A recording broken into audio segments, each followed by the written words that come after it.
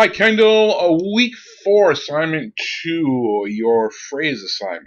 All right, so you worked with hope in challenging times and the relationship between humans and the environment. Okay, keep in mind we were looking for you to work with just one, not two. So for hope in challenging times, photographed a flower growing through the concrete and desolate land. For relationship between humans and the environment, photographed the good and the bad side. Found litter in your own neighborhood, picked it up, good. Also, pictures of the new baby tree that we recently planted. All right, so let's take a look at your images here. All right, so here is the final one. Be a little bit careful of the rule of thirds. We draw an X right through the image. Your subject matter is boom, right there, dead center. I will say I like how it kind of forms almost a heart out of the dirt itself. All right, onto your contact sheet. So we've got the roses. I think the big thing to be working with is the rule of thirds and getting your subject matter out of the very center. See, like this one here works a lot better since it's not right in the very smack dab in the very center. I like the ones with the tree, I think, a little bit better than just with the dirt. I think it adds a little bit more to the overall feeling and concept of the relationship between humans and the environment, us helping the environment, grow again rather than having to deal with the litter. And again, get the subject matter out of the very center of the frame there. And also, last thing, remember, we were looking for you to display 30 images, not the, let's see, 18, the 22 that you have here. So just be careful of that. So if you have any questions at all, please don't hesitate in shooting me an email. Hi, Janice. Week 4, assignment 2, your phrase and symbolism assignment. All right, so unfortunately, you have very little of a creative mind when it comes to photographing things like this. You chose to do environment and equality and justice. So it's actually not environment, it's humans and their relationship with the environment. And keeping in mind that we also want to avoid cliches. So I was feeling sick over the weekend. Oh, I'm sorry. I hope you're feeling better. Didn't get out to get many pictures. Choose to photograph the environment around you, such as bare trees and the rose bush. Snow still left on the ground during the cool spring day. Trash is lying around the curb. I decided to share your perspective on what we use to help keep our streets clean. Trash can. And for the quality and justice department, I chose to photograph things that we use that brings us the justice, protects us. These things are part of our system. Okay, so let's take a look at your images here. Okay, so we've got the bare trees, we've got the snow. So, like I said, it's not the environment; it's humans and their relationship with their environment, with the environment. So we have the trash cans. Keep in mind, contact sheets are for the raw images only. We shouldn't be converting to black and white in the contact sheets.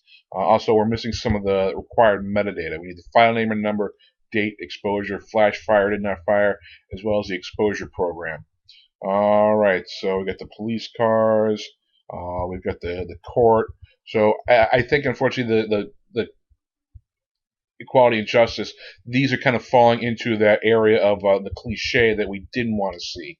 So we've got the empty courtroom. Judge Stephen, I can't quite read that. McIlvain. Just be a little bit careful. See, we have the gavel, and we even specifically cite that in the assignment instructions. The gavel is not what we wanted here. We needed to work more symbolically rather than cliche and literally.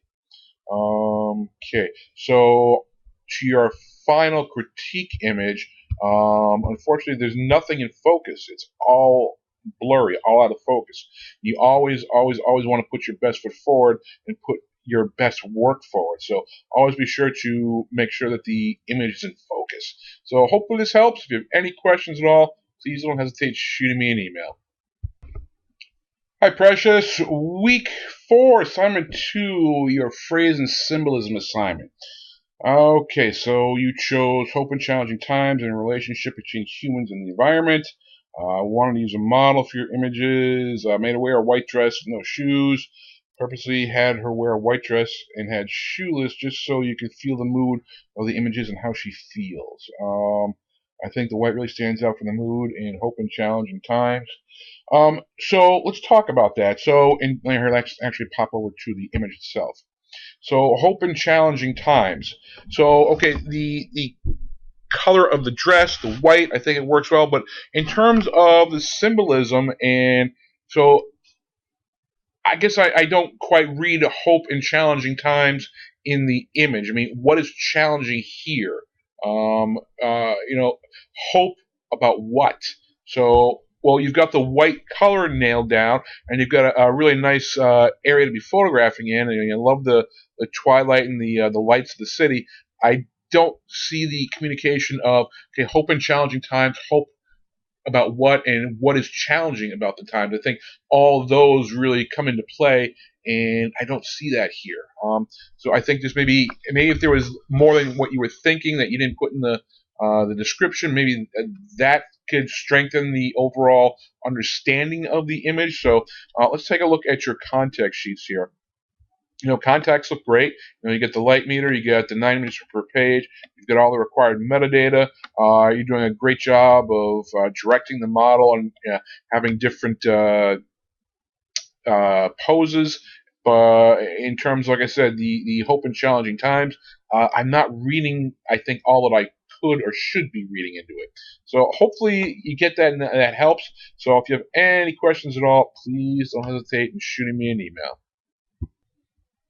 Hi, Bella. Week 4, assignment 2, your symbolism and that phrase assignment. All right, so you chose to pick the theme relationship between humans and the environment. Your interpretation and approach would show the destruction and life from it, the cultivation of the environment, and the wasteful nature of humans and the resources the environment provides. Strategy for your final image came on from how precious fresh water is and how wasteful and environmentally destructive it can be to let water just run without check. Okay, excellent. So let's take a look at your critique image. So we got the hose of obviously the nozzle here. Gasket's probably shot, or maybe it's bent a little bit, but either way, it's leaking everywhere. So for me, the big thing is being careful with the rule of thirds.